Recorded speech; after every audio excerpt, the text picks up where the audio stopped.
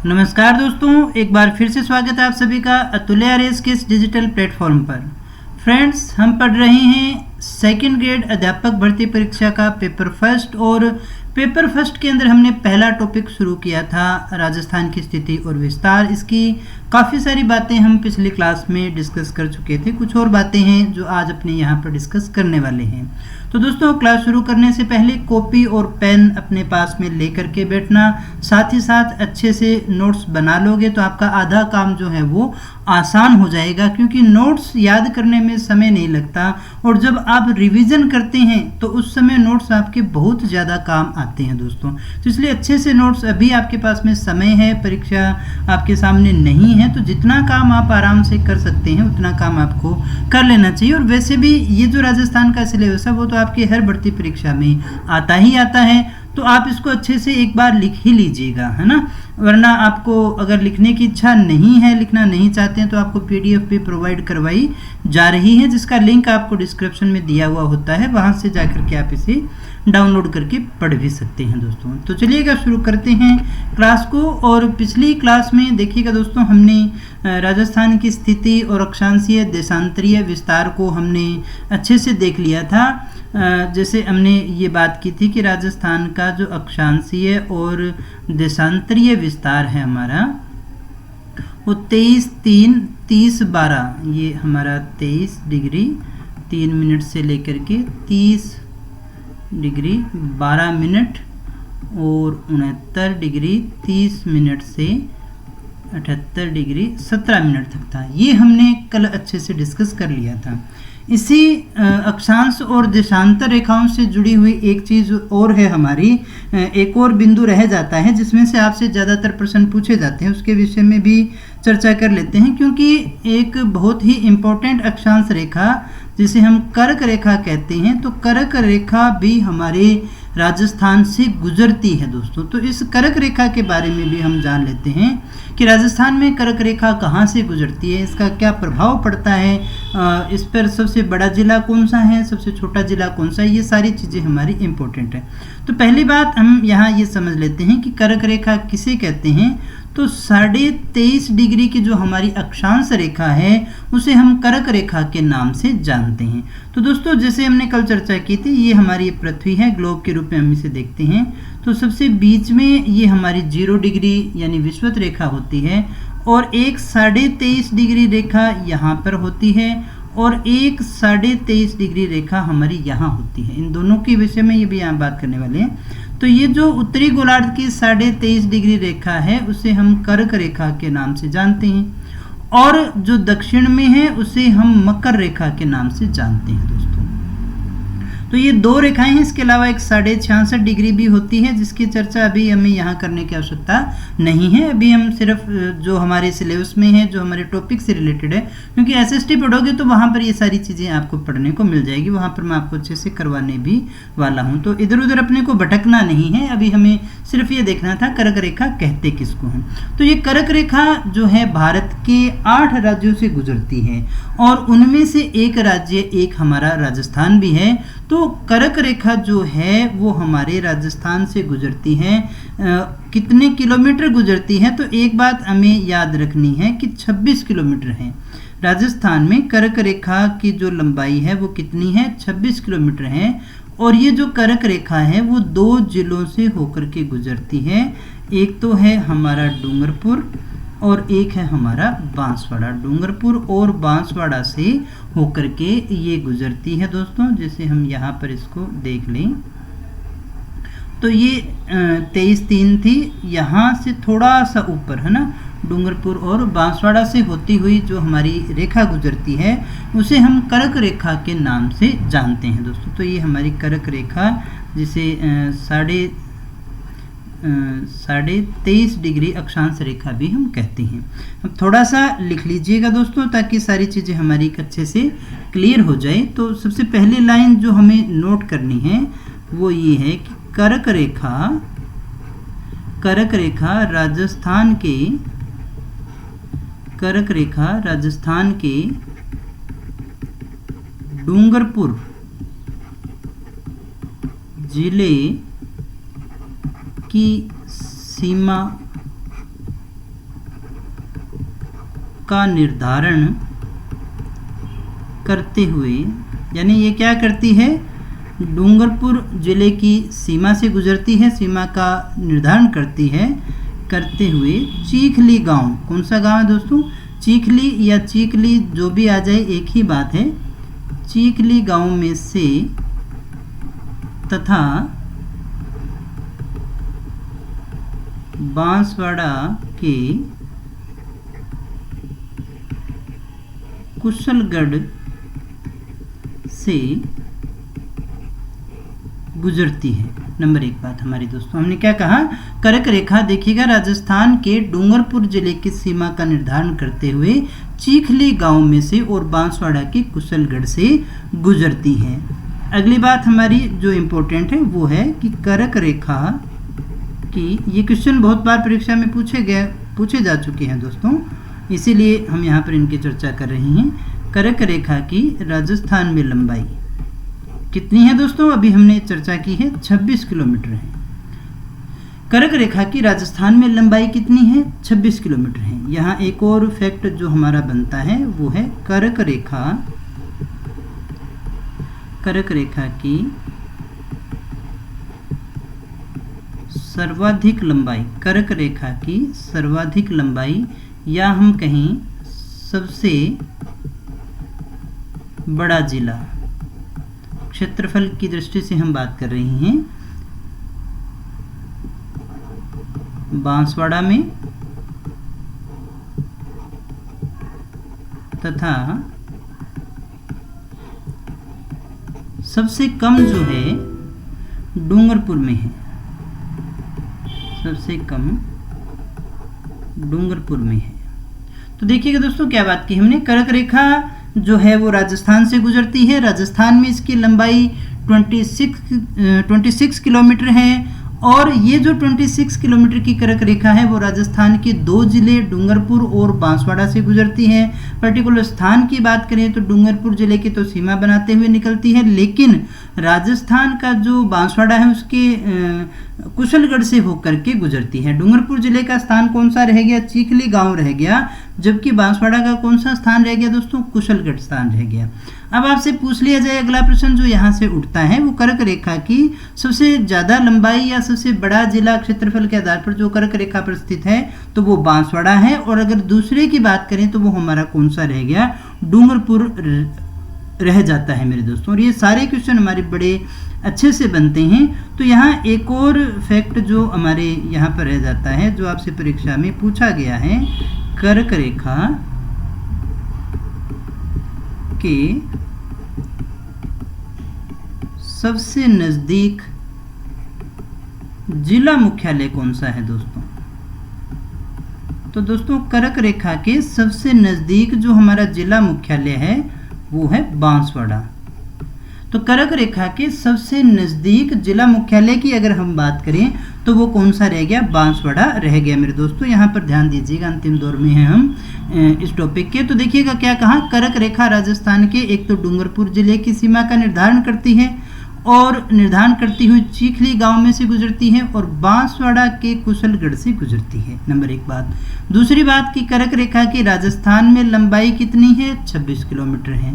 सर्वाधिक लंबाई कहाँ है और सबसे बड़ा जिला कौन सा है, तो बांसवाड़ा है। और सबसे कम की बात करें तो वो कौन सा रह गया, डूंगरपुर रह गया मेरे दोस्तों। इसी प्रकार से अगर आपसे पूछा जाए कर्क रेखा के सबसे नज़दीक जिला मुख्यालय कौन सा रह गया, तो वो रह गया बांसवाड़ा। ये यहाँ तक हमें इस टॉपिक में से याद करना है। आगे बढ़ते हैं और आगे हम इस कर्क रेखा के प्रभाव को भी देखते हैं, इसमें से हमें क्या क्या चीज़ें पढ़नी है दोस्तों। तो देखिएगा दोस्तों, ये हमारा डूंगरपुर और बांसवाड़ा है, यहीं से जो है हमारी कर्क रेखा गुजरती है। ये 23.5, ये हमारी 23.5 डिग्री कर्क रेखा है। ये 23 डिग्री 3 मिनट था और ये था हमारा 30 डिग्री 12 मिनट। ये आपको अच्छे से यहाँ पर याद हो जाना चाहिए, ये चीज़ आपको याद होनी चाहिए दोस्तों। अब यहाँ पर जो हमसे एक अच्छा प्रश्न बनता है उसको भी आप समझ लीजिएगा, ताकि ये हम फिर से भी देखेंगे इस नक्शे को, लेकिन उससे पहले 1-2 चीज़ें आपको और नोट कर लेनी है। वो ये है कि राजस्थान का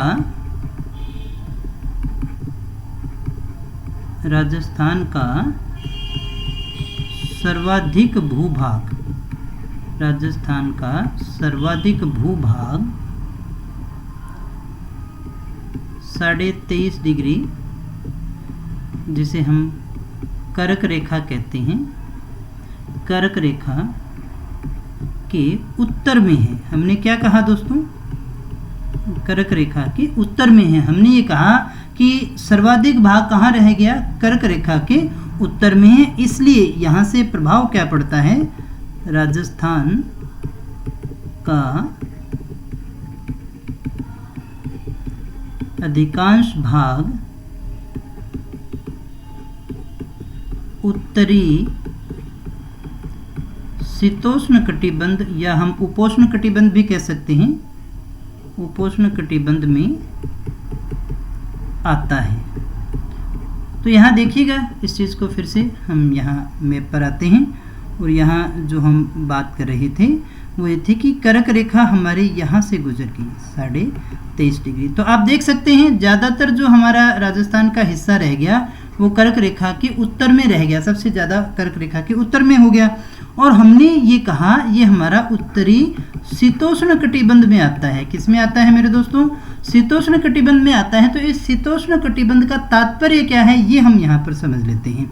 तो हमने कर्क रेखा, मकर रेखा, इन सभी के विषय में बात की थी। अब यहाँ पर इसे एक बार फिर से हमें देखना होगा ताकि ये बात हमारे अच्छे से समझ में आ जाए। तो यहाँ पर सबसे बीच में कौन सी रेखा है? अब तक तो आपको अच्छे से याद हो चुका होगा, ये है हमारी भूमध्य रेखा। उसके बाद में एक हमारी 23.5 डिग्री जो आती है, जिसे हम कर्क रेखा कहते हैं, 23.5 डिग्री। और फिर एक हमारी यहाँ नीचे भी है जिसे हम मकर रेखा कहते हैं, ये भी 23.5 डिग्री ही होती है। फिर यहाँ पर 66.5 डिग्री, और यहाँ पर भी एक 66.5 डिग्री है। इसे उत्तरी ध्रुव व्रत कहते हैं, इसे दक्षिणी ध्रुव व्रत के नाम से जानते हैं, या फिर उत्तरी आर्कटिक रेखा, और इधर नीचे वाली जो है अटलांटिक रेखा के नाम से भी अपने जानते हैं। तो ये जो 66.5 डिग्री हमारी रेखा है, तो यहाँ पर जो हमें ध्यान देना है, जिस चीज़ को हमें यहाँ पर समझना है कि ये जो हिस्सा है यहाँ पर सूर्य की किरणें हमेशा सीधी पड़ती हैं। जैसे यहाँ सूर्य है तो यहाँ पर सूर्य की किरणें हमेशा क्या पड़ेंगी? सीधी पड़ती है। और सीधे पड़ने के कारण ये कर्क रेखा से मकर रेखा का जो भाग है उसे हम कहते हैं उष्ण कटिबंध। तो दोस्तों इसे हम क्या कहते हैं? उष्ण कटिबंध। तो उष्ण कटिबंध कौन सा होता है दोस्तों? ये हमारा रह गया कर्क से मकर रेखा के बीच में, यानी 23.5 से 23.5 के बीच में। क्योंकि यहाँ पर सूर्य की किरणें सीधी पड़ती हैं, इसलिए ये जो स्थान है वो क्या माना जाएगा? वो स्थान माना जाएगा उष्ण कटिबंध। अब जो है दूसरा हमारा भाग आता है ये वाला, यानी 23.5 से 66.5 के मध्य, ये वाला हिस्सा हमारा रह गया। इससे पहले नीचे वाले को भी अपने यहाँ थोड़ा सा समझ लेते हैं कि ये जो हमारा हिस्सा रह गया ये वाला, ये यहाँ पर 90 डिग्री है। तो ये जो आता है हमारा, ये शीत कटिबंध में आता है। ये कौन से कटिबंध में आता है? शीत कटिबंध में आता है। क्योंकि यहाँ पर वर्ष भर सूर्य की किरणें सीधी नहीं पड़ सकती, इसलिए ये शीत कटिबंध में आता है। तो अब ये वाला तो रह गया कौन सा? उष्ण रह गया, और ये वाला रह गया शीत। तो इन दोनों के ये जो बीच में है इसे हम क्या कहते हैं? शीतोष्ण कटिबंध के नाम से जानते हैं। ये हिस्सा जो हमारा रह गया वो कौन सा रह गया मेरे दोस्तों? वो शीतोष्ण कटिबंध का रह गया। तो इसलिए, और हमारी स्थिति, राजस्थान की स्थिति कहाँ रह गई? ये कर्क रेखा से, कर्क रेखा तो बस इसको छूती हुई सी ही निकलती है। तो यानी इसका जो अधिकतर हिस्सा कौन से में आ गया?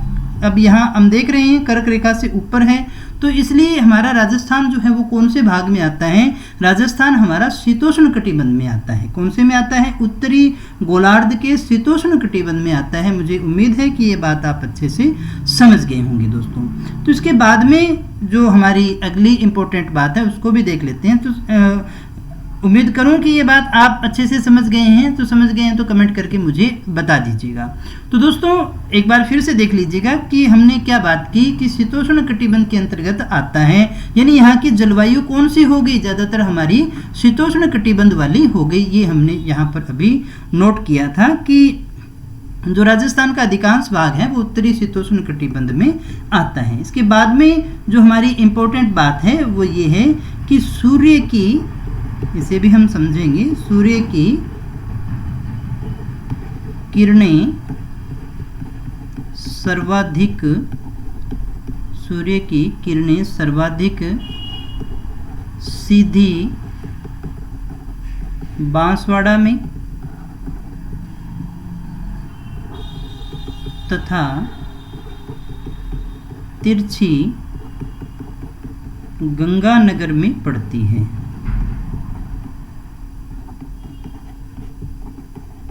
तो सूर्य की सबसे सीधी किरणें कहाँ पर पड़ती है? बांसवाड़ा में। और सबसे तिरछी कहाँ पड़ती है? गंगानगर में पड़ती है। एक लाइन और नोट कर लीजिएगा यहाँ पर।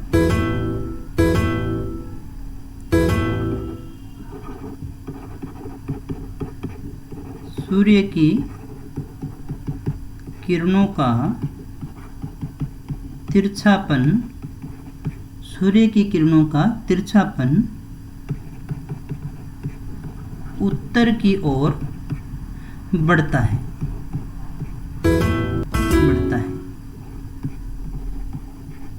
सूर्य की किरणों का जो तिरछापन है वो ऊपर की ओर जैसे जैसे हम जाएंगे तो बढ़ता चला जाता है। अब इस बात को अपने समझ लेते हैं। हमने क्या लिखा है कि सूर्य की जो किरणें हैं वो सर्वाधिक सीधी बांसवाड़ा में और सबसे तिरछी जो है वो गंगानगर में पड़ती है। ये कैसे होता है, इसे थोड़ा सा समझने का हम प्रयास करते हैं। तो देखिएगा दोस्तों, जैसे ये मान लीजिएगा हमारा राजस्थान रह गया। एक बार समझने की दृष्टि से इसको मान ही लीजिएगा कि ये कुछ राजस्थान के जैसा ही है।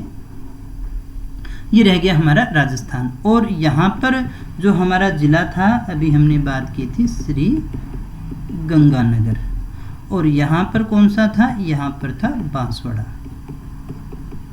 तो यहाँ पर पहले इसको समझ लीजिएगा, ये हमारी पृथ्वी थी और मान लीजिएगा ये हमारा सूर्य है। तो अब देखिएगा ये हमारी कर्क रेखा है, सॉरी देखिए भूमध्य रेखा है, फिर ये हमारी कर्क रेखा, ये हमारी मकर रेखा, और ये ऊपर वाला 90 डिग्री, ये 66.5 डिग्री वाली रेखा रहेगी। तो देखिएगा यहाँ से सूर्य की सीधी किरणें इस तरह से पड़ती है ना, इस तरह से होंगी ये। तो यहाँ हम देख पा रहे हैं कि जैसे जैसे हम ये हमारा उत्तर रह गया और ये हमारा दक्षिण रह गया, यानी जैसे जैसे हम ऊपर की ओर बढ़ते हैं, अक्षांश जैसे जैसे हमारे बढ़ते चले जाएंगे। ये 0 डिग्री था, 90 डिग्री है। जैसे जैसे हम अक्षांशों की ओर बढ़ते हैं, ऊपर की ओर बढ़ते हैं, तो तिरछापन जो है वो हमारा बढ़ता हुआ चला जा रहा है। यानी अगर यहाँ पर 0 डिग्री है, 1 2 3 4 60 पे आएंगे तो हम किरणों का तिरछापन जितना 0 डिग्री पे मिल रहा था उतना हमें नहीं मिल पाएगा, वो तिरछा ऊंचा चला जाता है। तो इसी प्रकार से हम इसी कंडीशन को अगर हमारे राजस्थान पे देखें, तो राजस्थान में जब हम इसको देखते हैं तो सबसे ज़्यादा सीधी जो किरणें हैं हमारी, सबसे ज़्यादा जो सीधी किरणें हैं हमारी, वो कहाँ पर पड़ती हैं?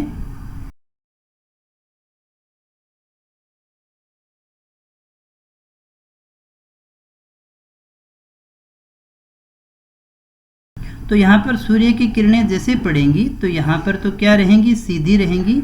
लेकिन जैसे जैसे हम ऊपर चलते जाएंगे तो सूर्य की किरणों का तिरछापन कैसा होता जाएगा?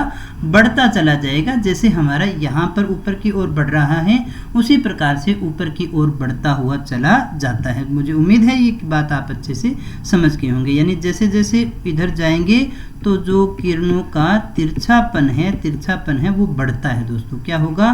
किरणों का तिरछापन है वो बढ़ता चला जाएगा। तो दोस्तों यही हमने यहाँ पर लिखा था कि राजस्थान का सर्वाधिक भूभाग 23.5 डिग्री के उत्तर में है, ये हमने डिस्कस कर लिया। राजस्थान का अधिकांश जो भाग है उत्तरी शीतोष्ण कटिबंध में आता है। सूर्य की किरणें सर्वाधिक सीधी बांसवाड़ा में पड़ती है और सबसे जो तिरछी है वो गंगानगर में पड़ती है। दोस्तों डायरेक्ट ये क्वेश्चन आपसे पूछे गए हैं। सूर्य की किरणों का तिरछापन जो है वो उत्तर की ओर बढ़ता चला जाता है। आगे बढ़ते हैं और आगे बढ़ते हुए कुछ और बातें अपने यहाँ पर कर लेते हैं जो हमारे लिए जाननी जरूरी है। तो यहाँ जो हम बात कर लेते हैं, आगे की हमारी बात है राजस्थान का क्षेत्रफल। यहाँ से भी आपसे कुछ प्रश्न पूछे जाते हैं। तो सबसे पहली बात जो हमें यहाँ पर याद रखनी है, तो क्षेत्रफल में जाने से पहले एक दो बातें मैं आपको और नोट करवा देना चाहूँगा। इसे एक बार छोड़ दीजिएगा। एक दो बातें अपने यहाँ पर उसी में से कर्क रेखा से ही कर लेते हैं कि कर्क रेखा पर स्थित क्षेत्रफल की दृष्टि से सबसे बड़ा राज्य, यानी यहाँ पूछा जा रहा है कि कर्क रेखा पर जो भी भारत के राज्य स्थित है उनमें से क्षेत्रफल की दृष्टि से सबसे बड़ा कौन सा है, तो वो है हमारा प्यारा राजस्थान सबसे बड़ा है। तो एक और चीज़ यहाँ पर हम देख लेते हैं, राज्य में सर्वप्रथम सूर्योदय, राजस्थान में सबसे पहले सूर्योदय 78 डिग्री 17 मिनट पर और 78 डिग्री 17 मिनट पर कौन सा स्थान है दोस्तों, आपको याद होगा सिलाना धौलपुर पर, तथा सर्वाधिक विलंब से सूर्योदय 69 डिग्री 30 मिनट पर स्थित कटरा में होता है। कटरा में कहाँ है, कटरा बाड़मेर में है, जैसलमेर में है, कहाँ है, ये सारी बातें मैं आपको अच्छे से समझा चुका हूँ। तो ये सारी बातें अपने कर चुके हैं। तो कर्क रेखा से संबंधित यही सारी बातें थी। एक ये जो हमने लास्ट लाइन लिखी है उसको भी थोड़ा सा समझ लेते हैं अपने। जैसे मान लीजिएगा ये हमारा राजस्थान है, तो यहाँ पर रह गया हमारा सिलाना गाँव और यहाँ पर रह गया कटरा। तो सबसे पहले सूर्योदय का क्या है, सबसे पहले पहुंचने का कारण, पृथ्वी जो है पश्चिम से पूर्व की ओर घूम रही है और सूर्य यहाँ पर चमक रहा है। तो सूर्य के जो दर्शन होंगे इस प्रकार से घूमने के कारण यहाँ जो व्यक्ति बैठा है वो सबसे पहले सूर्य के सामने आ गया, इसलिए यहाँ पर सूर्योदय सबसे ज़्यादा होगा। और सबसे लेट कहाँ होगा, सबसे लेट होगा यहाँ पर। तो दोस्तों हमने क्या बात की थी कि 1 डिग्री देशांतर को पार करने में 4 मिनट का समय लगता है, ये बात भी आपको याद रखनी है। 1 डिग्री को पार करने में कितना समय लगता है, 4 मिनट का समय लगता है। और यहाँ पर लगभग 8 मिनट का अंतर है, 8 डिग्री से ज़्यादा का अंतर है। तो लगभग 36 मिनट का जो है यहाँ पर डिफरेंस हमें देखने को मिलता है। तो यहाँ हमें जो बात याद रखनी थी वो ये थी कि सबसे पहले सूर्योदय जो है वो कहाँ पर होता है, सूर्योदय सिलाना गांव में होता है और सबसे बाद में जो है वो कटरा के अंतर्गत होता है। दोस्तों आगे बढ़ते हैं और आगे हम बात कर लेते हैं फिर से राजस्थान के क्षेत्रफल के विषय में। राजस्थान का क्षेत्रफल को देख लेते हैं हम।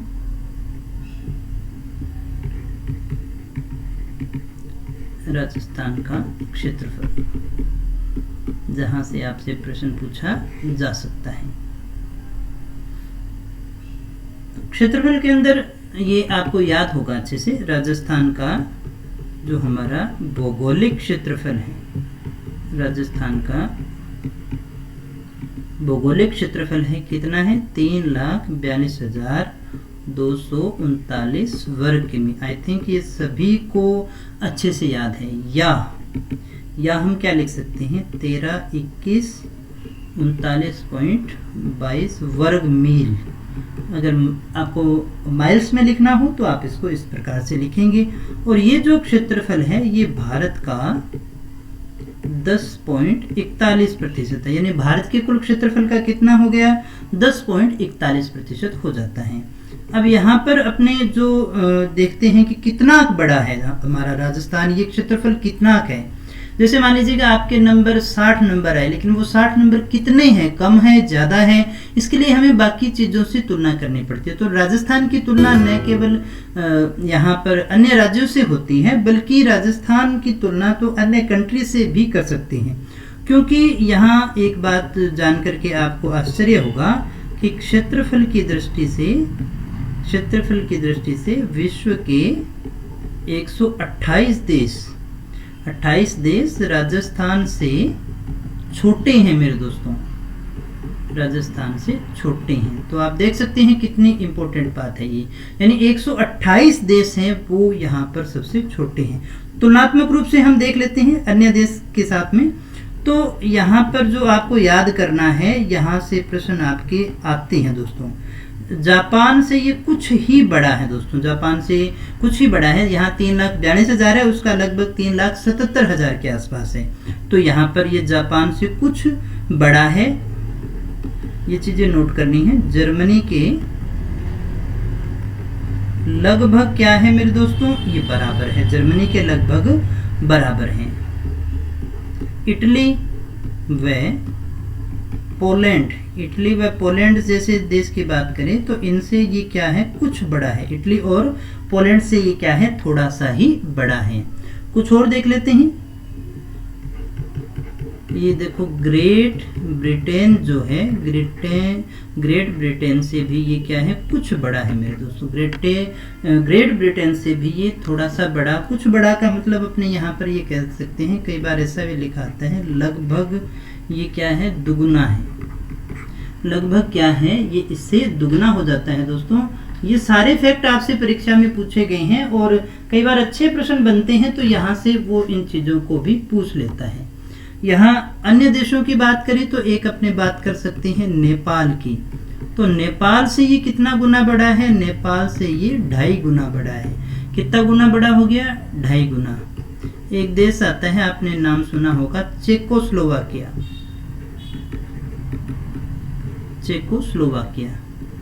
चेकोस्लोवाकिया से ये 3 गुना बड़ा है। चेकोस्लोवाकिया से कितना गुना, 3 गुना। और श्रीलंका की अगर हम बात करें तो श्रीलंका से ये 5 गुना बड़ा है।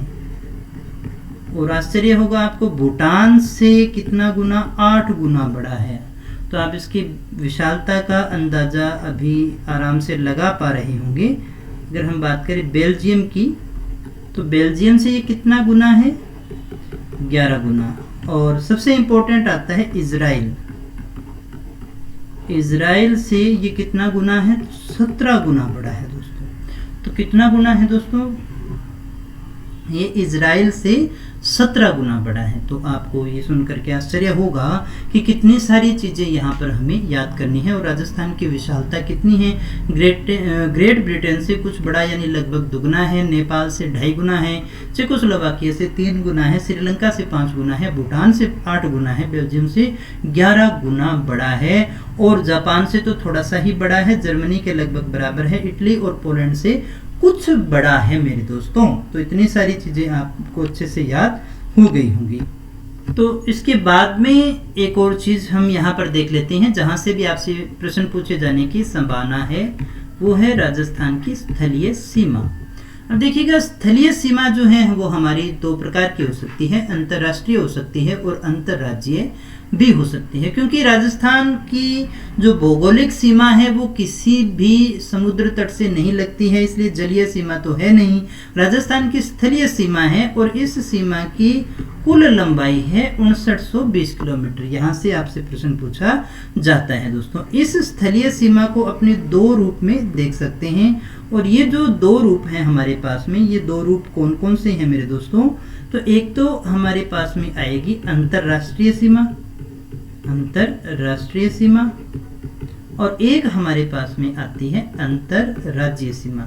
यानी या तो किसी देश के साथ में मिलेगी या किसी अन्य स्टेट के साथ में मिलेगी। तो राजस्थान की सीमा पाकिस्तान से यानी स्टेट के साथ साथ एक कंट्री से भी मिलती है और कुछ राज्यों के साथ में भी मिलती है। अगर हम बात करें अंतर्राष्ट्रीय सीमा की लंबाई यहाँ पर कितनी है, तो 1070 किलोमीटर है। कितनी है मेरे दोस्तों, 1070।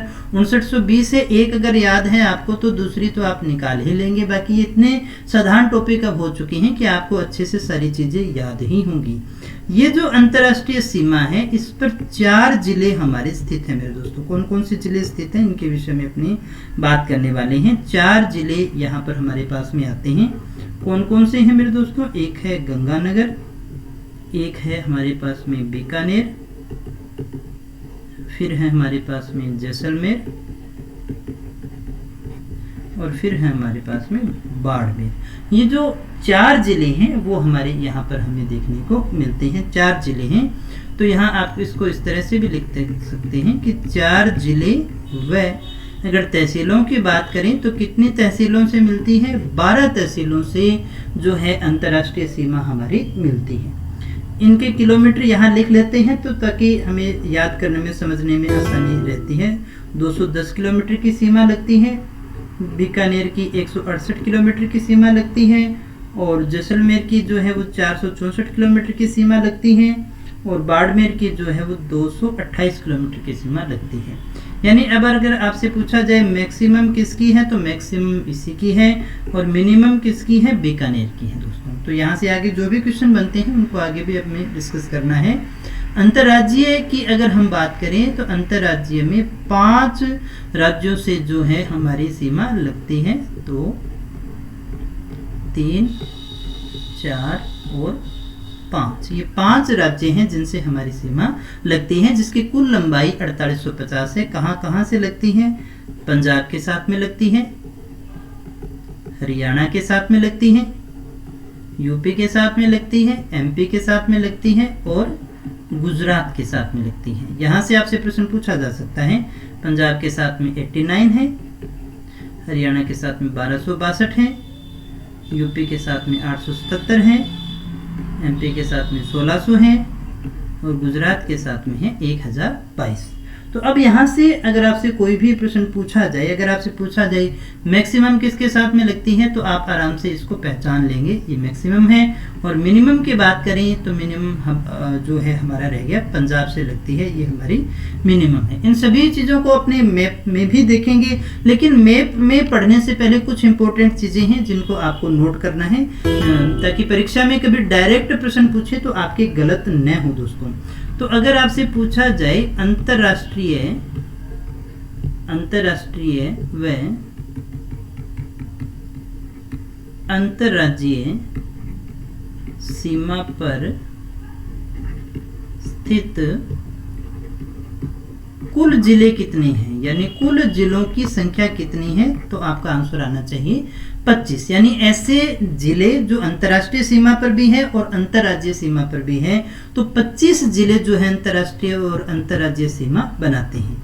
अगर आपसे केवल पूछा जाए कि अंतर्राष्ट्रीय कितने हैं, तो अंतर्राष्ट्रीय है 4। और अगर आपसे पूछा जाए कि अंतर्राज्यीय कितने हैं, तो वो है 23। तो यहाँ कंफ्यूज नहीं होना है, कहीं आप जोड़े कि 23 और 4 ये 27 हो गए, यहाँ पर सर 25 बता रहे हैं। इसको भी आगे अपने क्लियर कर देते हैं। अगर आपसे पूछा जाए भी केवल अंतर्राज्यीय का मतलब ये हुआ जो केवल स्टेट से बनाते हैं। कुछ जिले ऐसे भी तो हो सकते हैं ना जो बॉर्डर पे हो, जिसमें से कुछ स्टेट की जो है बाउंड्री भी लगती हो और किसी कंट्री की बाउंड्री भी लगती हो। तो केवल अंतर्राज्यीय की अगर हम बात करें तो वो रहेंगे 21। और अगर आपसे पूछा जाए केवल अंतर्राष्ट्रीय, यानी जो केवल और केवल किसी कंट्री से ही सीमा बनाते हैं या राजस्थान के किसी जिले से बनाते हैं, किसी देश के साथ में सीमा नहीं बनाते हैं, केवल अंतर्राष्ट्रीय वाले 2 हैं। 2 कौन कौन से होंगे मेरे दोस्तों, बीकानेर हैं और जैसलमेर में हैं। अब इन चीज़ों को अच्छे से क्लियर भी करने वाले हैं, मैप में भी देखेंगे हम दोस्तों। तो एक केवल अंतर्राष्ट्रीय ये हैं। और अगर आपसे पूछा जाए ऐसे जिले जो अंतर्राष्ट्रीय भी हैं और अंतर्राज्यीय दोनों ही सीमाएं बनाता है, वो जिले कौन कौन से हैं, कितने हैं, तो वो भी 2 हैं। और 2 कौन कौन से हैं दोस्तों, एक तो है गंगानगर और एक है हमारा बाड़मेर। कैसे बनाते हैं, इन सभी चीज़ों को हम अच्छे से मैप के अंदर डिस्कस करने वाले हैं। तो अगर आपसे पूछा जाए अंतर्राष्ट्रीय व अंतर्राज्यीय सीमा पर स्थित कुल जिले कितने हैं, तो 25 हैं। और अंतर्राष्ट्रीय यानी जो इंटरनेशनल बाउंड्री बनाते हैं तो वो 4 रहेंगे, अंतर्राज्यीय 23 रहेंगे। केवल अंतर्राज्यीय की बात करें तो 21 है, और केवल अंतर्राष्ट्रीय की बात करें तो वो हमारी बीकानेर और जैसलमेर 2 ही रह जाते हैं, अंतर्राष्ट्रीय और अंतर्राज्यीय 2 हैं। इन सभी चीज़ों को आइएगा अब हम थोड़ा सा मैप के माध्यम से समझने की कोशिश करते हैं, ताकि सारी चीज़ें आपको अच्छे से समझ में आ जाए। तो ये हमारे 4 वो जिले हैं जो अंतर्राष्ट्रीय सीमा बनाते हैं। और अंतर्राष्ट्रीय सीमा की अभी हमने बात की थी, कितनी है, 1070 है, जो कि पाकिस्तान से लगती है, और इसे हम कहते हैं रेड क्लिफ लाइन के नाम से जानते हैं। और ये किसके साथ में लगती है दोस्तों, ये पाकिस्तान के साथ में लगती है कुल हमारी। तो यहाँ पर 4 जिले हैं, पहला है, दूसरा है, ये तीसरा है और ये चौथा जिला है। तो दोस्तों पहला जिला कौन सा था जो हमारा किसी अन्य कंट्री से सीमा बनाता है, तो वो है हमारा श्री गंगानगर श्री गंगानगर जो है वो यहाँ पर आप देख रहे हैं सबसे पहला और सबसे उत्तरी है, यहाँ से लेकर के यहाँ तक अपने मानते हैं इसको। श्री गंगानगर के बाद में ये जो हमारा जिला है ये कौन सा रह गया दोस्तों, ये हमारा रह गया बीकानेर। दूसरा जिला हमारा रह गया बीकानेर, और तीसरा जो हमारा जिला रह गया वो कौन सा रह गया मेरे दोस्तों, वो रह गया जैसलमेर। और चौथा हमारा जिला कौन सा रह गया मेरे प्यारे दोस्तों, वो रह गया बाड़मेर। ये 4 जिले हैं जो अंतर्राष्ट्रीय सीमा पर स्थित हैं। इनको क्रम से उत्तर से दक्षिण या दक्षिण से उत्तर आपसे पूछा जा सकता है। तो यहाँ पर जो हमारा प्रश्न बनता है, पहला प्रश्न तो यही है कि श्री गंगानगर की जो है वो कितनी सीमा है वो यहाँ से लगती है। तो गंगानगर की आपको याद होगा अभी हमने बात की थी 210 किलोमीटर है, 210 किलोमीटर की सीमा जो है वो लगती है। और बीकानेर की कितनी लगती है दोस्तों, बीकानेर की हमारी थी 168, और ये न्यूनतम है, ये सबसे कम अंतर्राष्ट्रीय सीमा है। जैसलमेर की अगर हम बात करें तो 464 किलोमीटर सीमा है, और ये मैक्सिमम है। अधिकतम अंतर्राष्ट्रीय सीमा कौन सी रहेगी, यही रहेगी मेरे दोस्तों। और अगर हम बात करें बाड़मेर की, तो बाड़मेर के साथ में देखिएगा कितनी सीमा बनाता है, तो बाड़मेर के साथ में है 228 किलोमीटर, 228 किलोमीटर की सीमा बनाई जा रही है। तो ये अंतर्राष्ट्रीय सीमा पर स्थित 4 जिले हैं। अब अगर आपसे पूछा जाए कि कहाँ से शुरू होती है सीमा, तो कहाँ से शुरू होती है ये आपको याद रखना है, हिंदू मलकोट से। कहाँ से शुरू होती है मेरे दोस्तों, हिंदू मलकोट जो गंगानगर है वहाँ से शुरू होती है पाकिस्तान की सीमा, और ख़त्म कहाँ होती है, समाप्त होती है, ये आपको यहाँ पर ये भी याद रखनी है। अंत जो है वो शाहगढ़ तहसील, शाहगढ़ तहसील में है भलगांव, शाहगढ़ तहसील में भलगांव है, यहाँ पर आकर के क्या होती है, समाप्त हो जाती है। तो यहाँ से हिंदू मलकोट से क्या होती है, प्रारंभ होती है, और यहाँ पर आकर के ये क्या हो जाती है, समाप्त हो जाती है मेरे दोस्तों।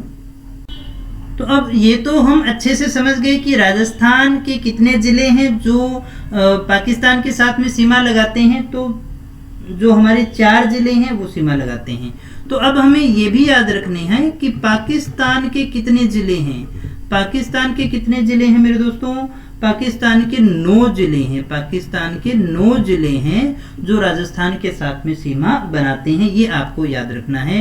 यहाँ पर सबसे पहले हम बात कर लेते हैं बहावल नगर। एक तो हमारा आ गया बहावल नगर, एक हमारा आता है बहावलपुर। इनको एग्जैक्ट को याद रखने की आवश्यकता नहीं है, जितना रह जाए वो उतना ठीक है। रहीम यार खान रह गया। एक हमारा आता है गोटकी, सकुर, खैरपुर, खैरपुर के बाद में संघर, कौन सा रह गया दोस्तों, संघर।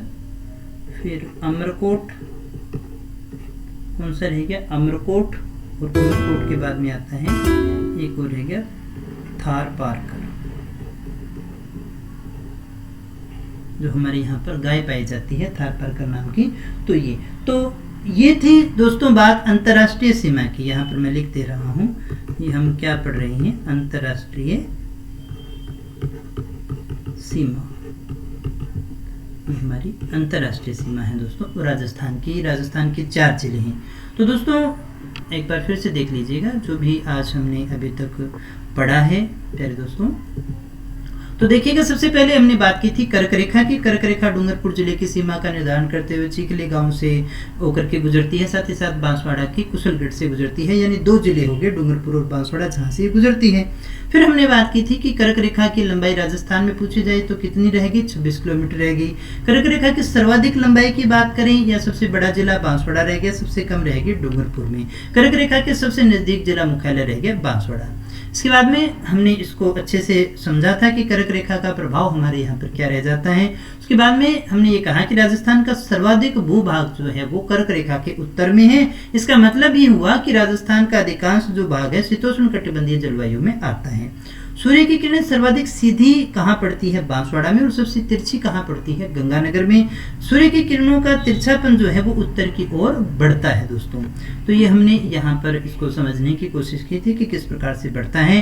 फिर हमने बात की थी कि कर्क रेखा पर क्षेत्रफल की दृष्टि से सबसे बड़ा राज्य है राजस्थान, और राज्य में सबसे पहले सूर्योदय जो है वो धौलपुर में होता है, और सबसे बाद में सूर्योदय जो है वो कहाँ पर होगा? कटरा के अंदर होता है दोस्तों। ये हमने अंतर्राष्ट्रीय जो हमारे जिले थे उनको हमने यहाँ पर समझा था। राजस्थान के क्षेत्रफल की बात करें तो 3,42,239 वर्ग किलोमीटर थी। भारत का क्षेत्रफल 10.41% है। भारत का इतना रह गया। क्षेत्रफल की दृष्टि से 128 देश जो हैं वो राजस्थान से छोटे हैं दोस्तों, यानी यहाँ इसे हम इस तरह से कह सकते हैं कि 128 देशों से बड़ा है राजस्थान। जापान से कुछ बड़ा है, जर्मनी के बराबर है, इटली व पोलैंड से कुछ बड़ा है, ग्रेट ब्रिटेन से कुछ बड़ा है या लगभग दुगना है, नेपाल से 2.5 गुना बड़ा है, चेकोस्लोवाकिया से 3 गुना, श्रीलंका से 5 गुना, भूटान से 8 गुना, बेल्जियम से 11 गुना और इजराइल से 17 गुना बड़ा है। ये हमने बात की थी स्थलीय सीमा की। कुल हमारी 5,920 है। अंतर्राष्ट्रीय और अंतर्राज्यीय दोनों बनाती हैं। अंतर्राष्ट्रीय 1070 है और अंतर्राज्यीय 4850 है। 4 जिले या फिर 12 तहसीलें जो है अंतर्राष्ट्रीय सीमा पर हैं। गंगानगर, बीकानेर, जैसलमेर, बाड़मेर, ये 4 जिले हैं। गंगानगर की 210 है, बीकानेर की 168 है, जैसलमेर की 464 है, बाड़मेर की 228 है। सबसे ज्यादा जैसलमेर से लगती है, सबसे कम जो है वो बीकानेर से लगती है मेरे दोस्तों। अंतर्राज्यीय सीमा पर 4850 की है।